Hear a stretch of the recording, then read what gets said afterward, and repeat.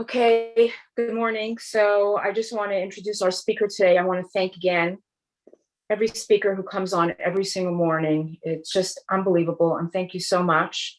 Ilana Kendal, psychotherapist, occupational therapist, teacher, and author, has been active in Jewish education and outreach for almost 20 years. As an international lecturer and gifted storyteller, Ilana mines Jewish wisdom for its relevance to our personal paths and struggles. Her book, Choosing Up, is a fusion of psychological insight, Torah wisdom, and practical tools to elevate our everyday experiences. Her writings can also be found on aish.com, chabad.org, and kfeller.com. In her psychotherapy practice, she specializes in working with women through life transitions, trauma, mood disorders, and eating disorders. Ilana describes her greatest joy in life as being a wife and mother. She lives with her family in Toronto. Thank you, Ilana, so much. We so appreciate you coming on. You were unbelievable last time. We had to have you on again. Thank you for sharing everything with us. I'm going to put myself on mute. Are you there? I'm here. Can you hear me? Yeah, perfect. I'm going to put myself on mute. Go ahead. Okay, good morning. First of all, thank you so much for the incredible zchut of joining this really unbelievable group of women. Since I had the really great pleasure of joining you, I think it was before Pesach. I, from time to time, am able to tune in and to be a part of your learning and tefillah. And there are really just no words for the chizuk that it gives me. And just being on this morning is just filling me up in such a tremendous way. So really my hakar satov to all of you. And I hope that the words that I share with you this morning are able to give you like a little bit, a drop of the same kind of lift, insight and connection that you give me. So with that, Hashem should put the words into my mouth that we all need to hear this morning. So I titled this Steering Ourselves in a Chaotic World. And this has really been a question that is rolling around inside of me as we have together traversed the past couple of years. I'm certain that each person's experience of the chaos of the world is unique. However, I'm going to go out on a limb and say that all of us can relate to this question, whether it is chaos closer to home or further out on the world stage. We are all in our own ways, I think, figuring out in different ways how to continue navigating the world as it is. So I want to start off with a text message conversation between me and my teenage daughter and take us through some learning that might give us together some clues to how to navigate, how to stay present in ourselves, really, through whatever we are experiencing in life and in the world. So a couple of months ago, my daughter went kayaking. So as a mother of a teenage daughter does, I texted her to ask her how it was. And she says, it was good. It was really good, but it was difficult. So I respond, yay, that's what it's all about. And she writes back, yep, aggravating. Now, as I read the word aggravating, my first thought was, is this a typo? Is this autocorrect? Does she really mean aggravating? So I pause and I write back, aggravating with a question mark. And she says, yeah, I couldn't really steer.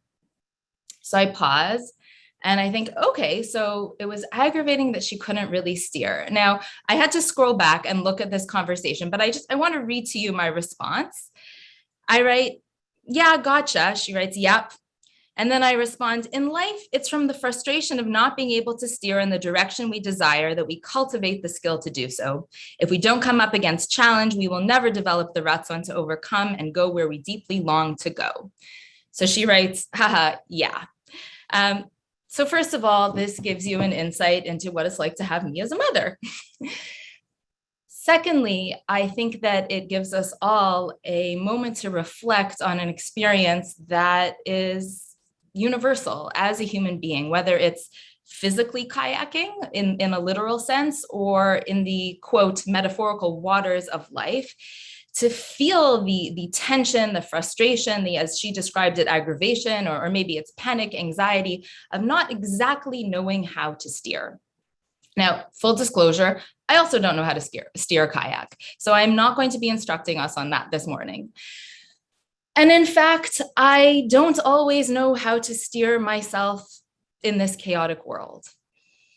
But I think the clue lies in the biomechanics of being in a boat, which really serves as a metaphor for the biomechanics of being a soul in a body in this world, which is this. If we are spilling our weight outwards, if we are tilting left and right, we are going to tip right out of that boat. The kayak is going to keel over, and we are going to find ourselves doggy paddling in the water. Steering, before we even get to the work of directing, begins with placing our weight within the boat. And this translates, I see in my own life with people around me, with clients, very much to the way that we conduct ourselves. What do I mean? When we are feeling frenzied, when we are feeling frustrated or panicked or sort of hijacked by a sense of urgency, it is very easy to begin placing our weight, both physically and really emotionally and spiritually, further and further away from ourselves. So this looks like running around. This looks like reaching outside of ourselves for solutions, for answers. This can look like talking to 10 people about the same issue, wanting them to solve it for us. This can look like trying to do more and more. The antithesis of this, the opposite of this, is coming back into the self. So at a physical level, this means really moving the weight from distal to outwards, really back into the inside of ourselves, into our core. And we know anyone who's done any movement, the more core stability we have, the more we can do that outward reaching. But it really begins with that rootedness and that sense of presence within the core. And so what I want to suggest in our learning this morning is that steering is really just an outcome of how present we are inside of ourselves.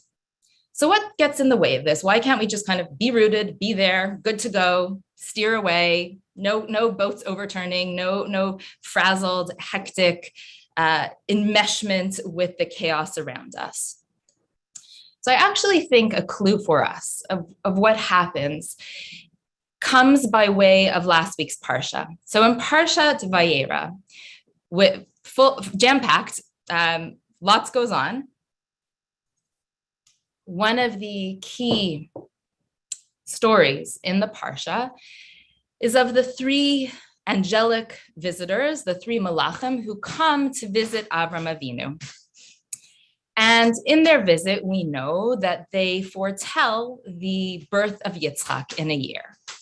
And in a very intense, I believe, part of the Torah, we see Sarah Imenu, Sarah, our foremother, a prophetess, a Neviah, laugh at their warning, their foretelling, their of really very good news. So how could this be? So first of all, we need to rewind and understand from within the narrative that Sarah Imenu isn't reading the story the way that we are. She doesn't know that these are malachim. These are some three travelers, perhaps delirious from the heat of the travel, saying something that on the surface maybe is quite ridiculous given her age, given Avram's age, given where they are at.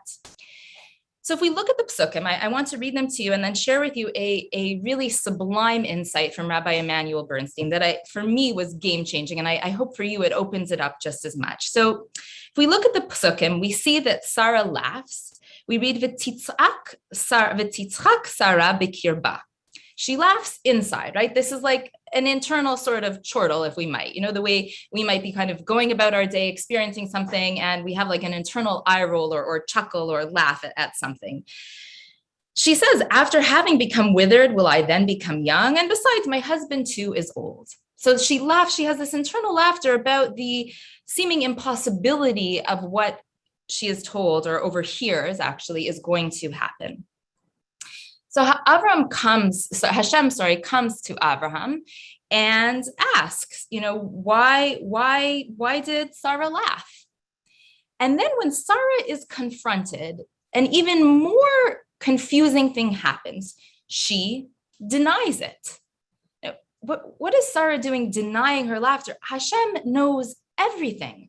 Hashem knows our most internal thoughts. And yet in the pasuk again, we read, V'tichachesh Sarah, and she denies it. Lemor lo tzachakti, ki yareya. I did not laugh, for she was afraid. V'yomer lo, and he says to her, ki tzachakt. No, you did laugh, Hashem tells her.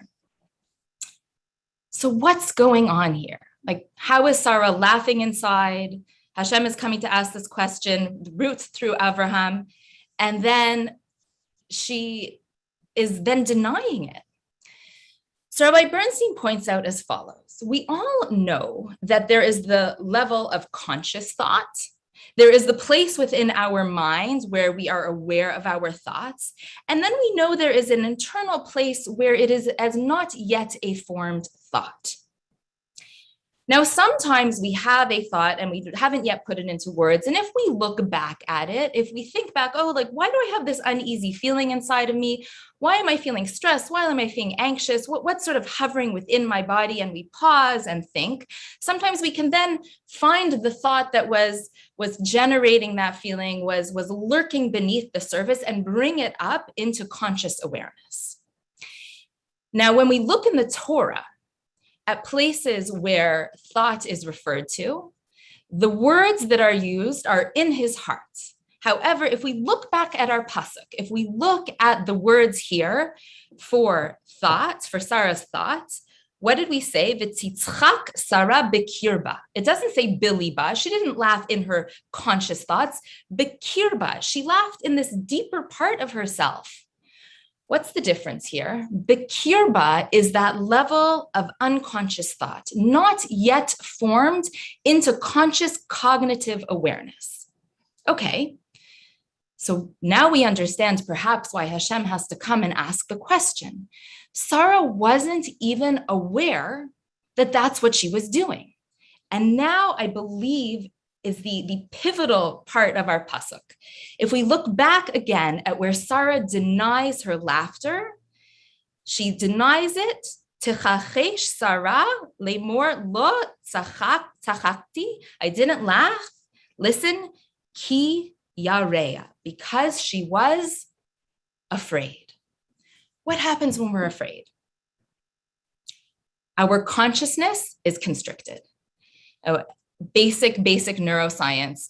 Sure, most of us are familiar with the lingo. When we are in survival brain, when we are in fight or flight mode, we are not in insight mode. We, in fact, don't have access to the part of our brain that enables us to connect to choice, to connect to people around us. That's why, if you've ever had this experience, you walk into a room and you feel like your life depends on something. We might sort of plow, push people out of the way, trip over things, miss the point, miss a moment of connection, miss connecting to our higher selves and our values, because survival brain disconnects the connection within us to that capacity for choice, for growth, for insight. And now we understand why Sarah denies her laughter. It's not a willful denial. She doesn't think Hashem is going to sort of let her get away with this one. Of course not. What the pasuk is telling us is that Sarah was in a place of constricted consciousness. She was afraid, and therefore she denied her laughter because she didn't even know. It was bikirba. It was within her. It wasn't yet at that place of awareness. So what gets in the way of us being in that centered place where then we can steer? So first off, I think fear, which leads to a lack of awareness. We feel the chaos around us to be so real. We bring it into ourselves to such a degree that we become afraid, and then we lose touch with our capacity to choose. We lose touch with our capacity to be inside of ourselves. Now, the clue to how to get out of this also comes by way of our pasuk, because Hashem comes and he asks a question. And this, I remember in one of a therapy training that I was in, the trainer saying that we need to learn with ourselves and with our clients to get into Columbo mode. So I don't know if anyone ever watched, there was this detective show with this detective Columbo, and he would come to the crime scene and all the other police officers and detectives would kind of like think that they had come to the answer, the conclusion, and he would just pause. And he would kind of wonder, and he would ask. Now, lahavdil between HaKadosh Baruch Hu and Colombo. But I think the commonality, the clue for us is that the gate that is going to open for us to move from a place of constricted consciousness, from a place of panic and fear that disenables our ability to have insight into what is going on and therefore to be inside of ourselves, is to move into a realm of curiosity, is to open up the part of the brain that allows for questions. So if I were to say that in our question of how to steer ourselves in a chaotic world is really about being present with ourselves, and if I wanted to suggest that there were a few steps that we might take, the first one I would say is to come into awareness.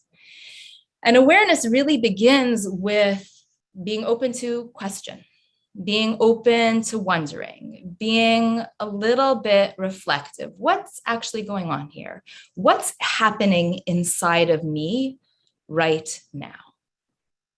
Now, that really is a top-down strategy, right? That is using our cognitive capacity, right? So that would be Billy Ba, not Bikir Ba, in the conscious awareness of what's happening here for me.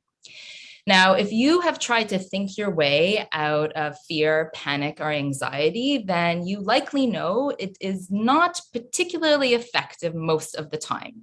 I'm not saying that thought work, working with cognition, is not an important place of growth, of change.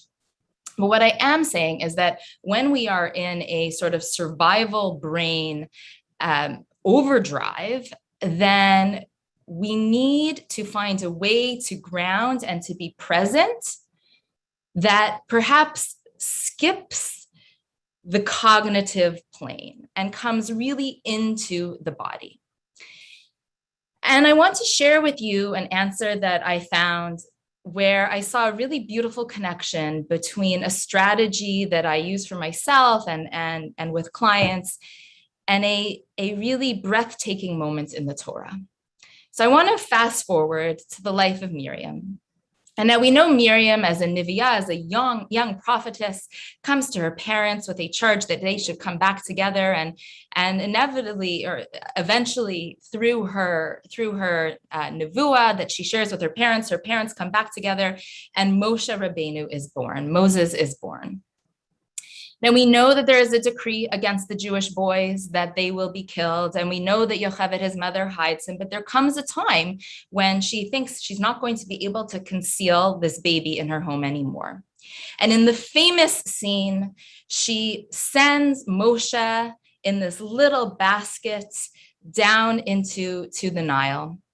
And the pasuk, the verses tell us in the Torah that Miriam, the Neviah, goes to stand and hides to watch what will happen to her brother.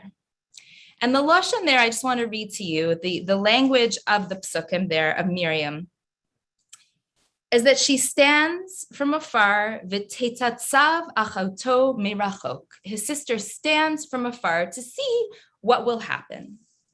Now, significantly, the verb there, v'tetatzav, is not the typical verb that we use for standing. We'll be familiar from the Shemona Esrei, the Amida prayer, that typically we talk about standing as la'amod, ayin mem dalid, the shoresh, the root, to stand.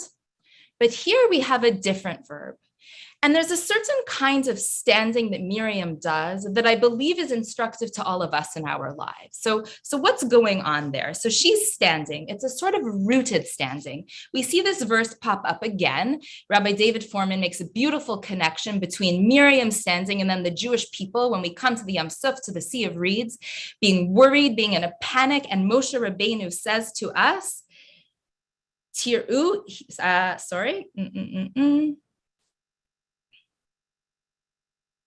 Hityatzvu uru'u, stand, the same verb, right? To stand, as Miriam's standing. Stand and see. Hityatzvu uru'u, at Yeshuat Hashem, of the salvation that Hashem will perform for you today. Similarly, by Parshat Nitzavim, when the Jewish people are once again gathered by Moshe Rabbeinu to renew the covenant, to renew the brit, Nitzavim. The Ramban says that nitzavin, that standing, is a standing in readiness. The word that we use for a monument, matseva, all the same verb, the shoresh yud, sadi, vet. This kind of standing is different than a sort of just casual standing. The kind of standing that Miriam did was a rooted standing, rooted in Emunah. Now, there's actually a beautiful explanation of this in a book by, it's called Living in the Present Moment. Ellen Tatkin, if someone knows the authors, or I'll look for it after. I meant to bring it down with me. They talk about this scene, right, of Miriam standing there watching her brother Moshe. Now, again, we know how this turns out. So we read it, okay, but Batia is going to come and she's going to take him, and happily ever after, not exactly, but we know that this is not going to be the end of Moshe. But if we think about it, if we put ourselves in Miriam's place, we could imagine that this is actually the worst case scenario. Why? Here is the daughter of Paro, the man who has decreed Moshe's death, coming down.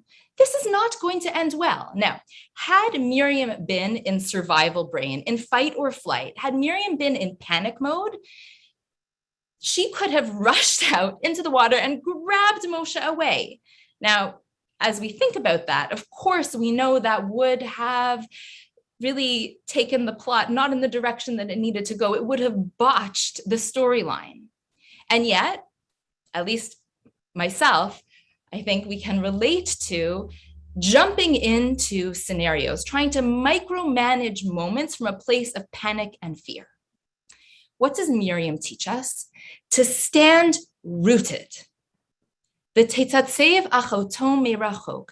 Miriam was able to stand rooted in her emunah, rooted in herself, rooted in a God consciousness, where she knew that on the surface, the story did not look like it was going to end well. But instead of panicking and jumping in and trying to control and micromanage, she could remain where she was and wonder with hope, with openness, with the part of the self that is regulated and available for choice and connection. I wonder how Hashem is going to make this one work out. Now, how are we going to do this? So I think the clue for us is in the verb itself, to stand rooted. Dr. Elizabeth Stanley, who generated a trauma-informed mindfulness program. She herself is a former military. She works with first responders, military officers, and now teaches this methodology to really all of us. Talks about how often we try to calm through the breath.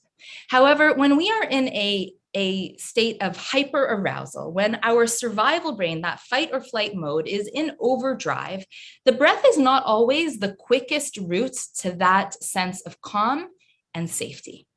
And when we are in that state, when we are perhaps flailing about or just like holding ourselves there on the spot, but not enabling ourselves to be really, really rooted, the safest, what we need is to come back to safety. And the quickest way to come back to safety is through touch points, is through points of contact. So she teaches that, if you're sitting in a chair right now, what you might do is to lean back, as I'm leaning back, and to say points of contact, points of support, and to notice where my body is making contact with the chair. And I have to say, as I'm sharing these ideas, I'm getting a little bit excited. And just as I did that, I noticed myself sinking in to my chair and into myself a little bit more. So what does this have to do with Miriam? What does this have to do with the Jewish people being charged by Moshe Rabbeinu to stand and to see? What does this have to do with all of the Jewish people by Parshat Nishlavim standing? What does it have to do with Matseva, with the standingness? That kind of standing is a rootedness in Emunah. How do we feel safe? How do we bring our higher selves online? How do we bring those parts of ourselves back into our connection? By noticing where our feet are on the ground. Super simple. When we are feeling ourselves perhaps a little bit caught up in that chaos, when we are feeling ourselves dragged in different directions or hijacked by that survival brain, the quickest way to bring that self back online is to simply notice feet are on the ground. Not just standing there, not just la'amod, but really rooted kind of standing. And so if the first step, the first tool for us, for myself, is to bring into conscious awareness where we are at, to be able to say with curiosity, am I in a place of fear right now? Am I flailing about, or am I really present inside of myself? Then the second tool or strategy is to cultivate this rootedness by simply noticing points of contact, points of support.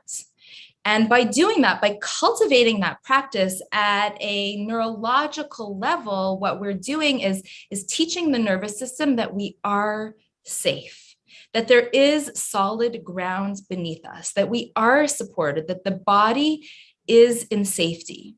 And in that sense, no matter what is going on outside of us, we cultivate the capacity to be with ourselves. Interestingly, Dr. Stanley, who I mentioned, Elizabeth Stanley, I think someone's writing, they want to know her name, says that trauma is not something that happens outside of us. You know, there's no such thing in her description as a traumatic event, because two people can experience the very same trauma and come out with very different outcomes. Trauma is how we process that thing within ourselves. And the more we cultivate that rootedness, the more we practice sending that message in through our body that we are here and we are present and we are safe and we are supported, the less those events perturbate within. Now, of course, they are going to, but the resilience that we build and our capacity to manage can be built. So we have awareness, we have rootedness, and I want to leave you with one more idea that I've been thinking about. And that is in an answer to how do we really stay in that core when there is so much pulling us in so many directions that can knock us off balance. And that is really to cultivate our internal world. Now, I don't think that I need to preach to this group. You are my teachers in knowing that the ultimate place of our importance, of our weight, of our true selves is not what happens externally, is not what is in the public eye, is not even what our family sees and experiences, but in those very deep personal places between ourselves and HaKadosh Baruch Hu. The less that our self-concept is founded on others, the more we will be rooted inside of ourselves. The less we outsource our self-worth, meaning the less we need other people, events, titles, accomplishments to confirm who we are, the more we will feel that our deepest and truest selves are in the private places of how we show up deeply and authentically with Hashem. There's a beautiful Rashi that actually my father showed to me some years ago that always reminds me of this. So this is by Moshe's second ascent, or second receiving of the second luchos, the second set of tablets. And Hashem is going to carve out on the second set, just as he did on the first set. And when we see in the psukim, there's something interesting that Rashi notices, where Hashem says, "V'ish lo ya'aleh imach," no man shall ascend with you, and no man shall be seen on the entire mountain. The flock and the cattle too shall not graze facing that mountain. So on that, "V'ish lo ya'aleh imach," no man shall ascend with you, Rashi says as follows: Harishonot, the first tablets, al yedei shehayu b'tshuot v'kolot ukehila, because they were given with fanfare and great sounds and in a throng. Shalta vehen ayin ra'ah, were affected by the evil eye. Ein lecha yafe min hatzniut. There is nothing better than modesty. Ein lecha yafe min hatzniut. There is nothing better than, as Art Scroll translates it, modesty. It's from the Midrash Tanchuma. I want to say there is nothing better than an internal world. Even Moshe Rabbeinu, on such a high level, when there was this fanfare around, there was a reach, a scent of something that could contaminate what was happening for him and for us as a people. What Rashi is pointing out is that solitary solo mission where nobody is cheering on, where nobody is saying, that's really amazing, where we're not looking to anyone outside of ourselves to say, yes, this is me. This is my life. This is my kayak. This is my journey. And this is me showing up in the private places of myself. That is the most sacred place and the most sacred interface in our life. I read recently about the death of Michael Collins. So till I read this, I didn't know who Michael Collins was. I don't know if you know who he was. I'll give you a moment. Curious, anyone know? You can put in the chat who Michael Collins was. So Michael Collins was aboard the Apollo 11, the mission that went to bring men to land on the moon. Now, Neil Armstrong and Buzz Aldrin landed on the moon, but Michael Collins stayed aboard the spacecraft. Michael Collins needed to man the ship while they were making the historic landing. Michael Collins did not receive a phone call from President Nixon congratulating him. Michael Collins was not a name that any of us know. Now, in his memoir, he describes that he was not disappointed. He felt that he had played an integral part on the mission. There had been a window of time when he was actually orbiting the moon, when he was disconnected even from NASA, from all communication, from his two fellow travelers landing on the moon. And yet he describes in his memoir, I just want to read to you from his 1974 memoir, I have been places and done things you simply would not believe. I feel like saying I've dangled from a cord 100 miles up. I have seen the earth eclipsed by the moon and enjoyed it. I have seen the sun's true light unfiltered by any planet's atmosphere. I have seen the ultimate black of infinity in a stillness undisturbed by any living thing. I do have this secret, this precious thing that I will always carry with me. And I read that and I thought about Moshe and I thought about each of us, the things that we carry with us that nobody else experiences and perhaps nobody other than Hashem knows. And that those are the things that root us in ourselves because we don't need anyone else to make them real or make them true or make them or us okay. So if we are going to navigate through this chaotic world, there's so much more to say on this, but I tried to bring it into some practical and at least for me, words from the Torah that come alive. The first thing is that we need to bring into awareness where we are. Are we actually present with ourselves, or are we perhaps flailing about a bit? Are we reaching outside of ourselves? This doesn't preclude reaching out for help, support, mentorship, guidance. But that needs to come from a place of awareness. Where am I? Number two, are we rooted? Can we be like Miriam? Can we stand rooted, feeling those points of contact, those points of support, where we are in ourselves and in our life, training ourselves into safety, that we are actually okay, that we can be present and watch how Hashem's world and plan unfolds. And number three is to cultivate this internal world so that the weight of who we are comes from the inside out.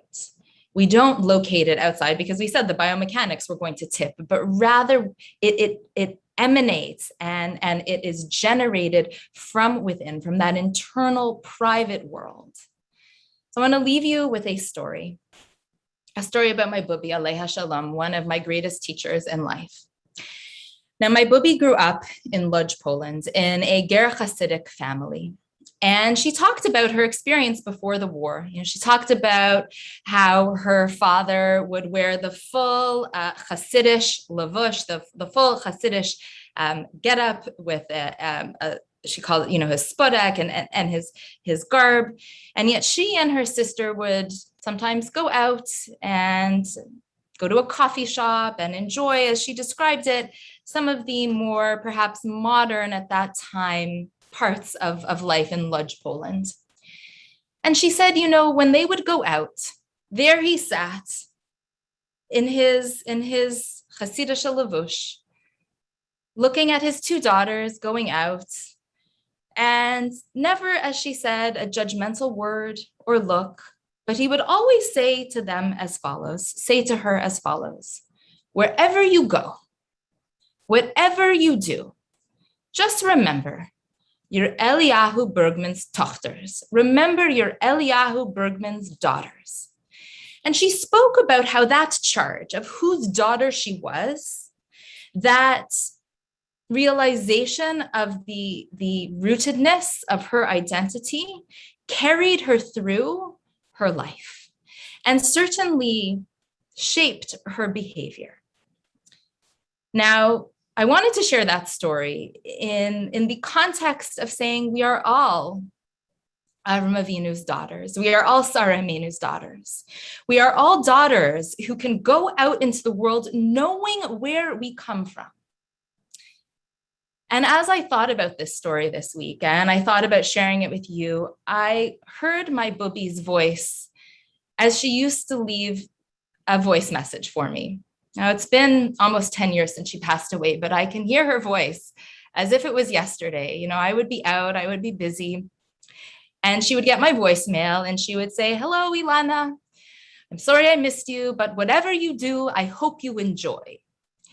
And sometimes I would hear that and I would feel guilty, whatever I do, like I'm off, I'm busy, I'm not available, whatever I do, she hopes I enjoy. But I heard it a different way this week, which was that whatever I do, whatever we do, whatever is happening in life, what my Bubi was acknowledging, I believe, and what she was hinting to me, and I'd like to share with all of you, is that many things will happen. Whatever we do, we don't always know what today or tomorrow will bring, but we can choose how we show up. We can choose to enjoy. We can choose to find our way, and certainly we can do the work of being present with ourselves, and in so doing, continue to steer our lives. I give us all a bracha that we continue to navigate, we continue to grow, and we continue to bring much nachas to ourselves